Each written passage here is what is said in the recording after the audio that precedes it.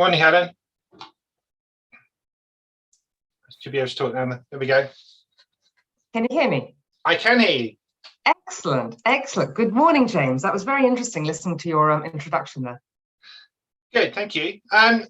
So, Pantheon International, as usual, if you sort of set the scene with just describe what the fund's doing, please, that would be quite helpful, and then we'll get some questions. Absolutely.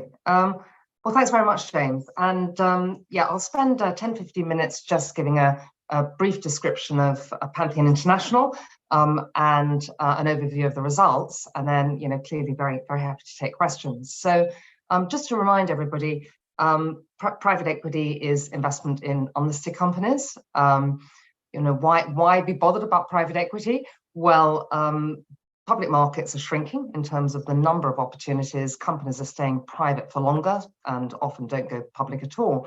So to get access to some niche industry sectors and a lot of growth, which I'll talk about later, it's interesting to invest in private equity. Traditional private equity funds are quite difficult to access. They require high minimums. You've got to manage all the calls and distributions and cash flow yourself, and it's quite difficult to get access to the top private equity funds, and even harder to get into the direct investments, co-investments and secondaries, which we do. So PIP essentially makes all of this accessible. It makes the private public. It's an investment trust which was launched more than 36 years ago. So it's been around for a long time, been through lots of different cycles. And in that time has actually changed character a bit. Started out really as a fund of funds, but now, as you can see from this chart, over 50%, actually 52% of PIP's NAV is now invested directly into companies, into private companies. This is either through co-investments, where we invest into a company alongside one of our favorite private equity managers. And typically these investments don't carry any management fee or any carried interest, performance fees, so they're pretty attractive from an economic standpoint. And we also invest in single asset secondaries, what we call manager-led secondaries. So between the two, that's now 52%, and funds are actually in the minority. Just moving on to the stage of investment. So PIP is really a buyout vehicle. So these are control investments, more than 50%, where the manager and us alongside the manager are able to really determine the direction of travel of a particular company and influence what it does, even replacing the management team, determining strategy. So the buyout side of the portfolio is now more than 70%. We've got very little exposure to venture. It's only 3%. And this is the most volatile part of the whole private equity spectrum. It can work really well when it works well, but it can also work not so well. So 3% only in venture. PIP is a global vehicle, and it's weighted towards the US, which is the deepest, most sophisticated and most experienced private equity market in the world. We have a lot of sector-specific managers. Second largest region is Europe. And then in terms of those sectors, so we've moved the composition of the portfolio over the last 10, 15 years from a portfolio that was much more consumer biased, that was the biggest sector, to now one which is really tilted towards the more resilient and defensive sectors. So we have 33% in information technology, but I term this kind of boring tech. It tends to be things like enterprise software, particularly orientated towards SMEs. So things like legal software, accounting software, cybersecurity. And then we've got 19% in healthcare, and this is healthcare services and healthcare products, particularly those that serve aging populations. Again, it's a sector which is benefiting from long-term secular trends. And our third sector is consumer, but that's tilted towards consumer staples. So things like consumer services. We've got quite a bit in the education sector, for example. So overall, PIP's portfolio is really curated to work well in different environments, but we think it's particularly defensive and resilient in this particular environment.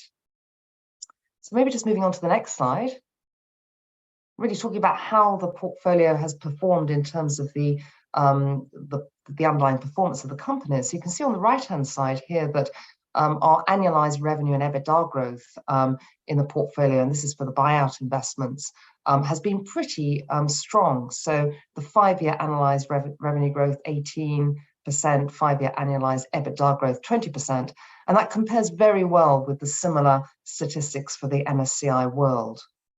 And then, I'm going to talk quite a bit about value in the portfolio, and here you can see the sort of potential uplift. We're currently carrying the existing portfolio at a 1.6 times multiple of cost. But historically, when we exit companies, we generally gain an average multiple of 3 times cost. So that's a potential uplift there in the portfolio, which we hope to be able to capitalize on for shareholders. So that's all about the growth and the potential. What about the risk? Well, in terms of the loss ratio, it's an extremely low loss ratio.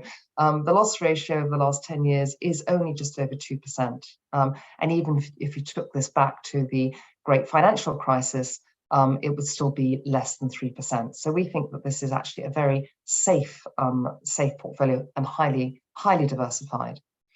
And just talking about the earnings in the portfolio, 94% of our direct company investments are actually EBITDA positive. So that just sort of underlines the fact that this is a growing and very resilient portfolio.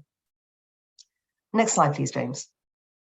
Now, I talked about embedded value, and this will become important when I mention what we're doing in terms of buybacks, actually. But the value-weighted average uplift on our exits for the last year was 27%. So this is the cash that we receive versus the last full holding valuation of a particular company.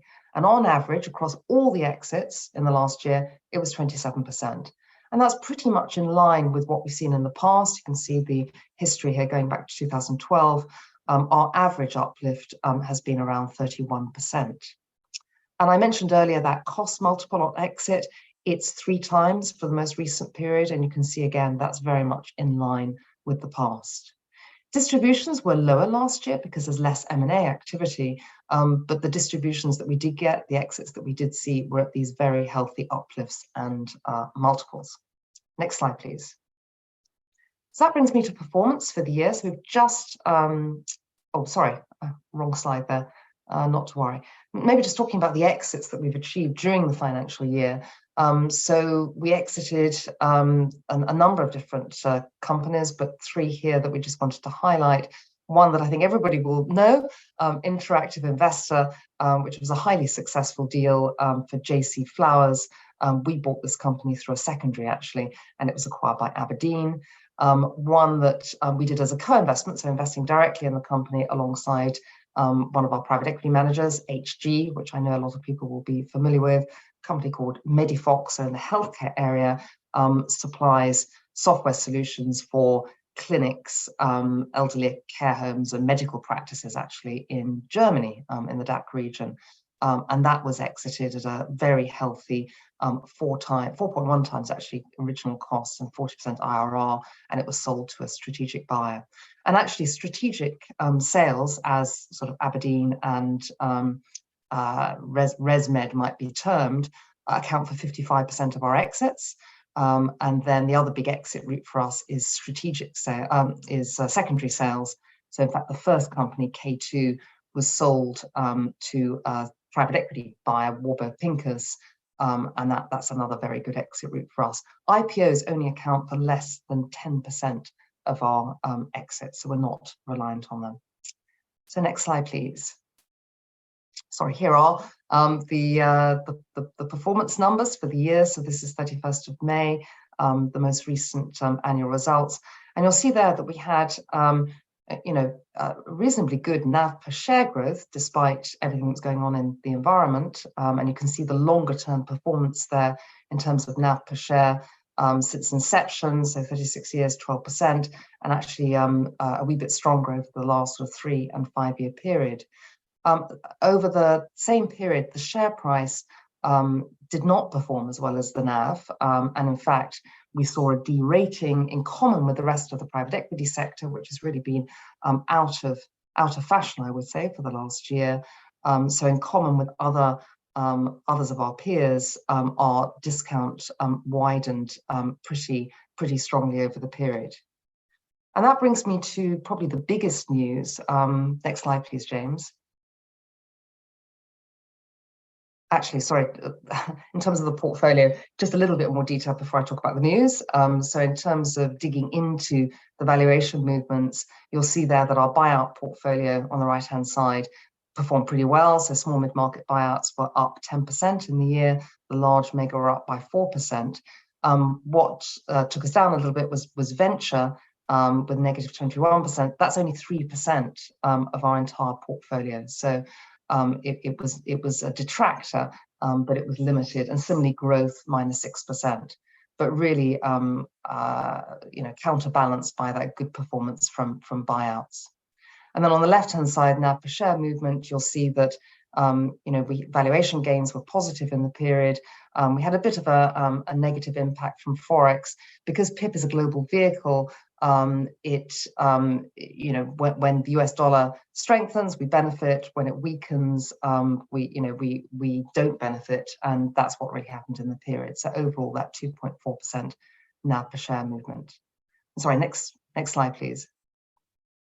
So I talked about the fact that NAV per share movement was reasonable during the year. We've got a NAV of around about 2.5 billion, but sadly the share price did not keep up with it, and the discount widened to in excess of 40% during the period, in common with other vehicles in the sector.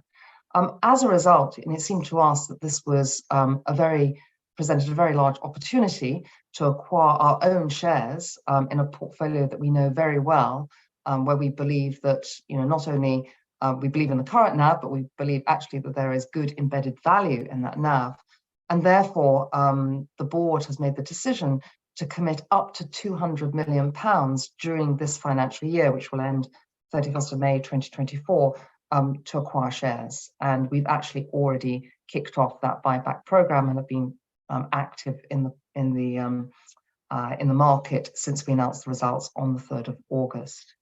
And PIP's allocation policy will actually be extended for future years as well, so that we will dedicate a portion of the net cash, which is generated by distributions from the portfolio, to share buybacks in the future, and we'll be announcing details of that in due course. Just really to sort of drive it home, we do know the portfolio very well. We've got a lot of confidence in the valuations, and therefore this seems like a good opportunity, and we will create good value here for shareholders at these discount levels. And we've got the ability to do it because PIP is in a very strong financial position. We have cash on the balance sheet. We have a completely unused credit facility of £500 million, and therefore we are able to buy up to 15% of PIP's year-end market cap. We will also carry on with our investment program, investing in exciting, interesting positions that we think will be able to create value longer term in the future. We've got the flexibility to do this because PIP invests directly. For the most part, PIP is actually making those direct investments into companies, direct investments into funds, and therefore can vary its deployment and can vary what it does on the investment side according to where the opportunities are. Next slide, please. So despite the market conditions, we achieved positive net cash flow during the year, and you can see that on the bottom chart. In fact, over the last 10 years, PIP's portfolio has generated 1.7 billion of cash. So that's an average of about 170 million per annum. So this is the cash that will be used in the future, not just for new investments, but also in terms of buybacks. And you can see our distribution and our core rates there at the top. Next slide, please, James. So I mentioned our financial strength. This is a summary, really, of the situation at the end of June, which was the last numbers that we announced. So we still had £60 million of cash on the balance sheet. We still have a completely unused facility, and by the way, that was renegotiated last summer and expires in July 2027. So we've got a great deal of capacity there. And if you look at the balance sheet, you look at the portfolio, the available financing, you look at the undrawn commitments, we have an undrawn coverage ratio of 100%. So we really are in a very strong position, not only to cover our undrawns, but also to be able to execute on this buyback program. Next slide, please. So in conclusion, just to wrap it all up here, PIP has been around for a long time, 36 years, has registered very good long-term outperformance over public markets in that time, so 12% net of all fees, annualized NAV growth. You can see that from time to time, the share price becomes disconnected, decorrelated from the NAV. That's very clear if you look at the 22-23 period at the right-hand side of the chart, where you can see that the NAV has progressed and now has just sort of leveled off, but the share price has taken a very big dip and has given rise to this large discount, which we will seize the opportunity for, given the fact that we are able to acquire our own shares and create that value uplift for our shareholders. So with that, maybe I'll leave it there, James, and hope I haven't gone too far over time, and ask if there's any questions.